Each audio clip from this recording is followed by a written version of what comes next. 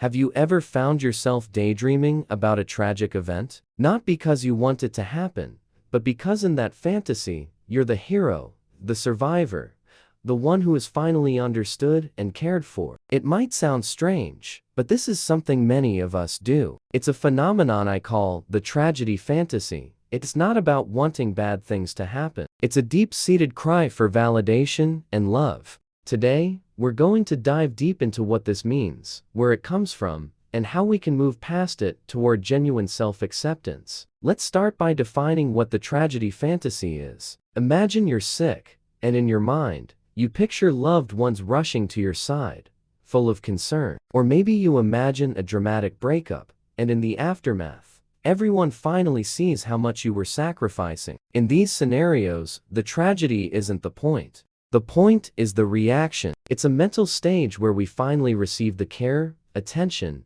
and validation we feel we're missing in our everyday lives. It's a coping mechanism, a way for our minds to simulate a world where our worth is recognized without question. The tragedy is just the ticket of admission to that world. So, where does this tendency come from? For many of us, it starts in childhood. Think about it. When you were a kid and you fell and scraped your knee, what happened? A parent or caregiver likely scooped you up, cleaned the wound, and showered you with comfort and affection. In that moment, your pain was seen, and you were cared for unconditionally. Our young minds quickly learn this pattern. Vulnerability plus suffering equals love and attention. If we grew up in an environment where love and validation were conditional, where we had to be good or achieve something to earn praise, this lesson becomes even more powerful. The only time we felt truly, unconditionally loved was when we were hurt or sick. This pattern can become a core belief. We start to unconsciously believe that our ordinary, everyday selves are not enough to be loved. We think we need a story,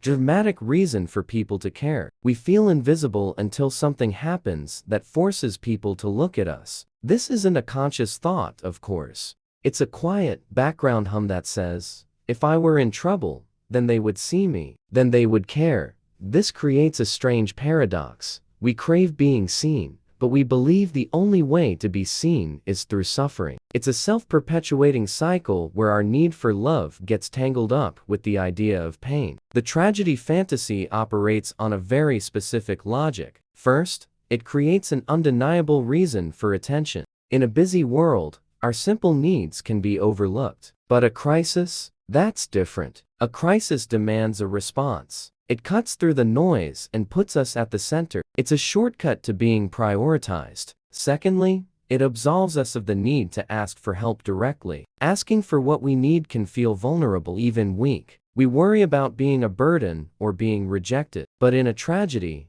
we don't have to ask. The care is given freely, as a natural response to the situation. It feels purer, more genuine, because it wasn't solicited. We become the passive recipient of the love we desperately want, but are afraid to request. But here's the crucial part. It's a fantasy. Real-life tragedies are messy, painful, and rarely play out like they do in our heads. And more importantly, being in this fantasy keeps us from building real, healthy connections.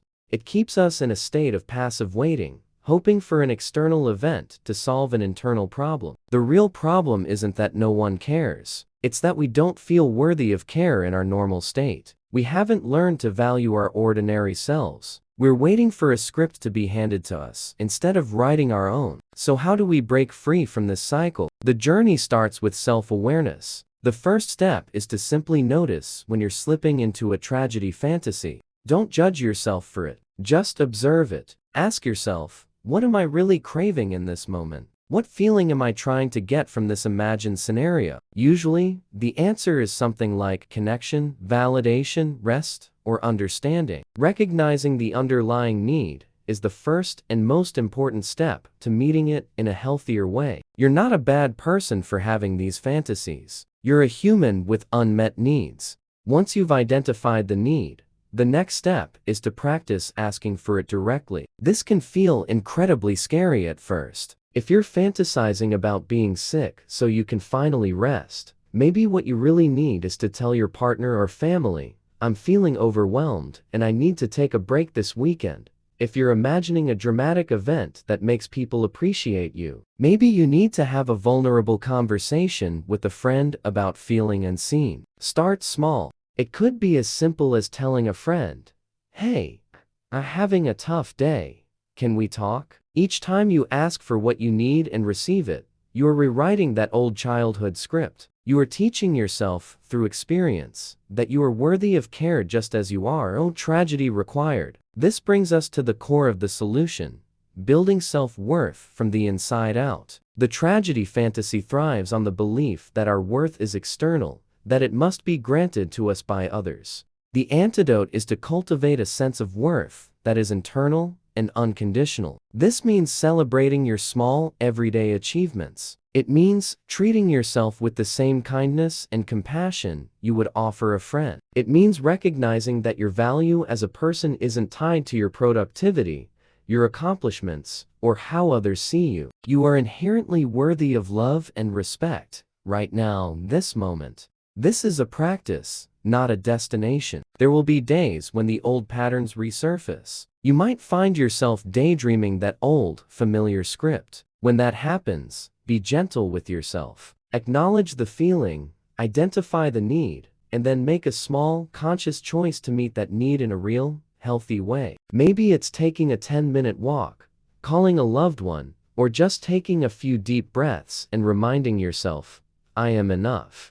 This is the work of self-love. It's the slow, steady process of turning your attention inward and giving yourself the validation you were once convinced had to come from the outside world. Ultimately, the goal is to shift from being a passive character in an imagined tragedy to being the active author of your own life. You don't need a crisis to be the main character. Your everyday life, with all its ordinary moments, is the story. Your feelings, your needs, your joys, and your struggles are all valid and important. You have the power to build a life where you feel seen, loved, and supported without needing a dramatic plot twist. It's about learning to show up for yourself, to be your own hero. The love and care you're looking for don't have to be earned through pain. You can give it to yourself, and you can learn to ask for it from others, simply because you are you. And that is more than enough. Thank you so much for joining me on this deep dive today. If this resonated with you,